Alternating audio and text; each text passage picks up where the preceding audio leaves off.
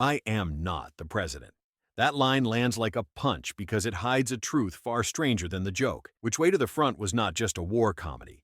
It was a battlefield meltdown disguised as satire. Cameras roll while egos erupt. Budgets collapse mid-scene. Actors wait for orders that never arrive.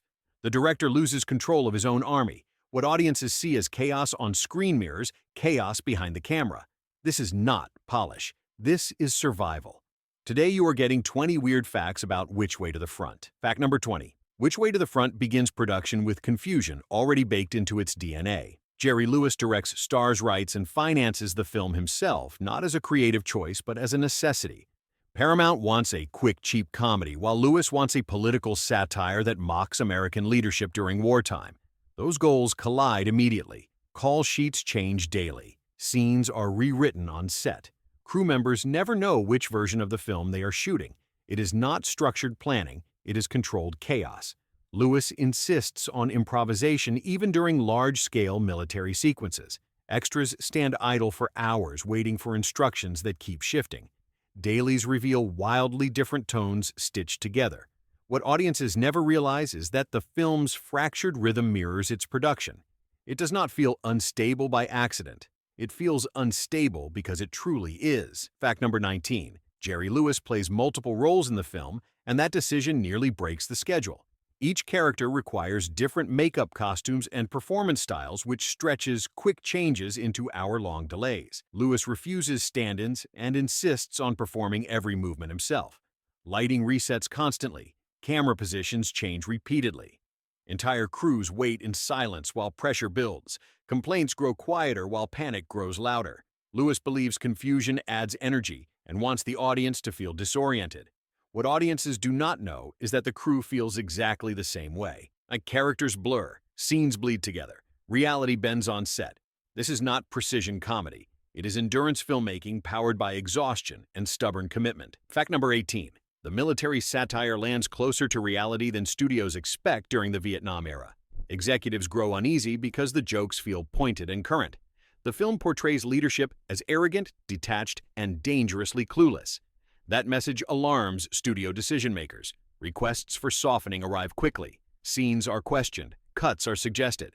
Lewis resists openly, which leads to arguments behind closed doors. Compromises happen quietly. What audiences never see are the sharper scenes removed to avoid backlash. The final version feels conflicted because it is pulled between protest and punchline. It is not a safe comedy. It is a warning wrapped in laughter that never fully apologizes. Fact number 17. European. Shooting locations create constant logistical problems. Language barriers slow communication. Transport delays stall entire shooting days. Equipment arrives late and permits change without warning. Local crews follow unfamiliar standards, which turns every setup into negotiation. Lewis grows frustrated, but pushes harder instead of slowing down. Long hours become routine. Tempers shorten. Performances grow louder and rougher. Physical comedy becomes more aggressive. What audiences do not know is that exhaustion fuels the manic energy on screen. The wild tone is not fully scripted. It is fatigue leaking through the frame. This is not relaxed comedy. It is survival humor, born under pressure. Act number 16. Post-production becomes another battlefield. Multiple versions of the film exist at the same time. Editing sessions erupt into arguments over pacing, tone, and message. Studios demand clarity while Lewis fights to preserve chaos. Scenes jump abruptly because they survive compromise, not refinement. The final cut is not the director's pure vision. It is the version that withstands the most resistance. That unresolved tension shapes the rhythm. The satire feels uneven because it never settles. This is not a clean victory. It is a negotiated surrender. Yet the roughness gives the film its strange power. It feels raw. It feels unfiltered. A comedy that still smells like smoke. Fact number 15. The film's physical comedy looks playful, but carries real risk. Jerry Lewis insists on practical effects and real movement instead of camera tricks. Stunts are performed without modern safety planning. Falls are real. Collisions are real. Timing errors hurt people. Crew members worry quietly while shooting continues. Lewis believes danger adds authenticity and speed. He pushes through bruises and exhaustion. What audiences do not know is that several scenes are filmed after minor injuries with no delays allowed. Pain becomes part of performance. This is not slapstick comfort. It is controlled recklessness. The laughs come from bodies pushed past limits. The energy feels wild because it is. Comedy here is not cushioned. It is physical risk captured on film. Fact number 14. The film struggles to find its identity during shooting. Is it a farce or a protest? Is it absurd or angry? Lewis wants all of it at once. That confusion filters into every department. Costumes clash in tone. Music choices shift mood abruptly. Scenes that feel playful sit next to scenes that feel bitter. What audiences interpret as strange pacing is actually unresolved intention. The film never fully chooses a lane. That tension is not accidental. It reflects a director wrestling with meaning in real time. Not a finished statement, but a debate happening on screen. The movie feels unsettled because it is thinking out loud. Myra fact number 13. Studio marketing has no idea how to sell the film. Is it a Jerry Lewis comedy or a political satire? Posters lean safe while the movie itself does not. Trailers highlight jokes and hide commentary. Expectations form incorrectly. Audiences walk in ready for light entertainment and leave confused. That mismatch hurts reception. What viewers never know is that the film is marketed against its own nature. It is not framed honestly. That disconnect follows it for decades. Critics struggle to categorize it. Fans remain divided. The film becomes misunderstood not because it fails, but because it refuses to behave. Fact number 12. Jerry Lewis directs with intensity that intimidates even experienced actors. He demands precision while encouraging chaos. Instructions change mid-take. Performers struggle to keep pace. Some thrive under pressure. Others shut down. That unevenness appears on screen. Energy spikes and drops without warning. What audiences see as unpredictability is emotional reality captured live. Lewis believes discomfort produces honesty. He does not protect his cast from confusion. He uses it. This is not gentle leadership. It is confrontation through creativity. The film records those fractures. It does not smooth them over. Fact number 11. Time pressure defines every decision near the end of production. Money runs thin. Patience disappears. Scenes are simplified or rushed. Coverage becomes limited. Editing options shrink. What audiences do not realize is how much of the film is shaped by necessity rather than preference. Choices are made because there is no alternative. That urgency bleeds into the final rhythm. The movie feels breathless because it is racing the clock, not a carefully sculpted piece, but a sprint to the finish line. Chaos becomes momentum. Survival becomes style. Fact number 10. Jerry Lewis loses faith in studio support during the final stretch of production. Notes arrive late and often contradict earlier approvals. Trust collapses quietly.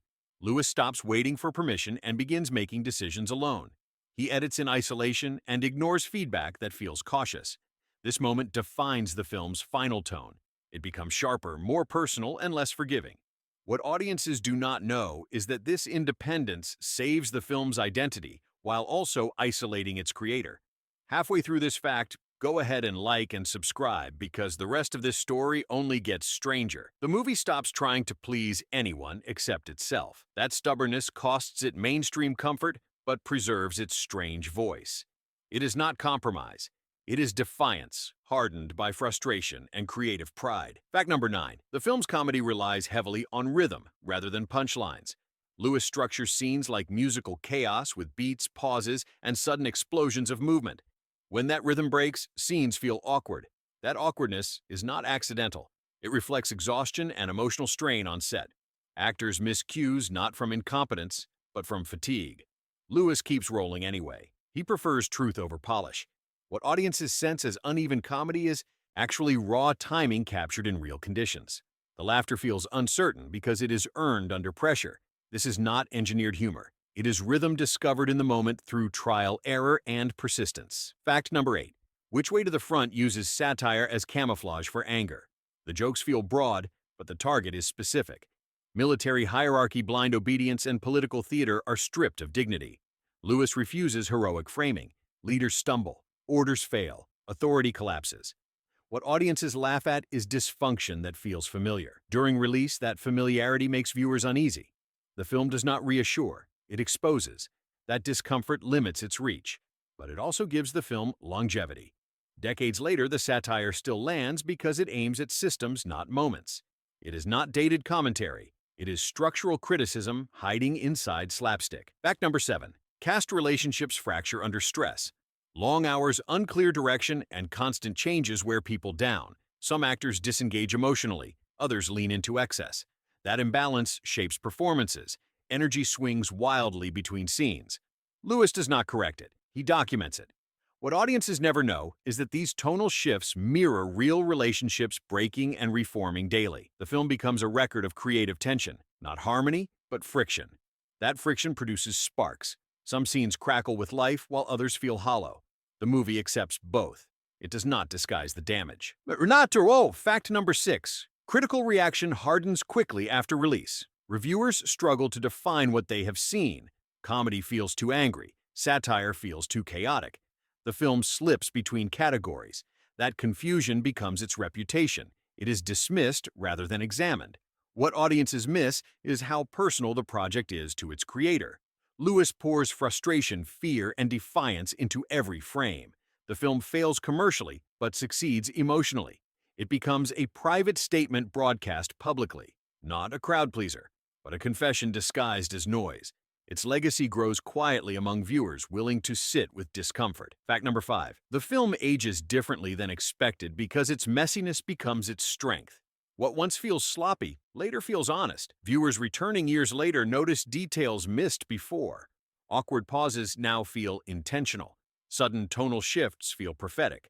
What audiences did not know at release is that the film is ahead of its time emotionally, not technically. It refuses to hold the viewer's hand. It asks them to work. That demand scares early audiences, but rewards patient ones. Over time, the chaos begins to read as truth rather than failure.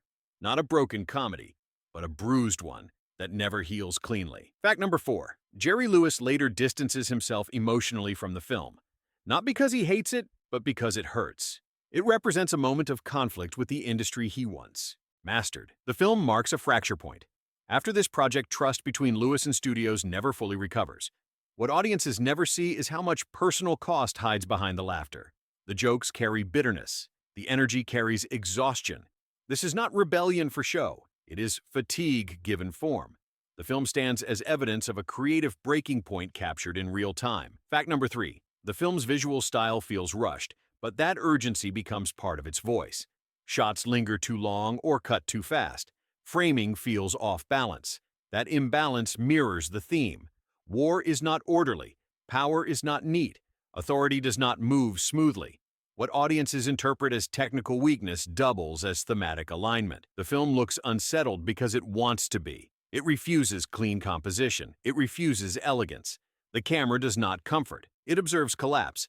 That choice makes the comedy harsher, but more truthful. But fact number 2. The movie slowly gains appreciation among filmmakers rather than mass audiences. Directors recognize the risk it takes. They see a performer turning against his own image. Lewis abandons likability in favor of confrontation. That choice costs him popularity, but earns respect. What audiences miss is how dangerous that pivot is in a comedy career. He sacrifices safety. The film becomes a quiet influence on later satirical works that blur humor and anger. Not a template, but a warning that comedy can wound as much as it entertains. Fact number 1. Which Way to the Front survives because it refuses resolution. There is no clean lesson, no comforting takeaway. The laughter never fully releases tension. What audiences leave with is unease. That unease is the point. The film does not want applause. It wants recognition. It asks viewers to notice the systems being mocked, to feel the cost behind the joke. That refusal to soften is why it endures quietly. Not as a classic, but as a scar left visible on purpose. Bonus fact. The most surprising truth is that the film mirrors its own message perfectly. It depicts authority collapsing under confusion while being made under the same conditions. Orders change, structure fails, survival replaces planning. What audiences never know is that the production itself becomes an unintentional reenactment of the satire. The movie does not just comment on chaos, it is born from it. That alignment gives the film its strange authenticity. It is not pretending. It is documenting collapse while laughing through it. Which Way to the Front is not remembered for polish. It is remembered for nerve. A comedy that bleeds frustration into every frame. A satire that refuses comfort. A film that asks one final question. When the joke stops being funny, do you still laugh or do you finally listen?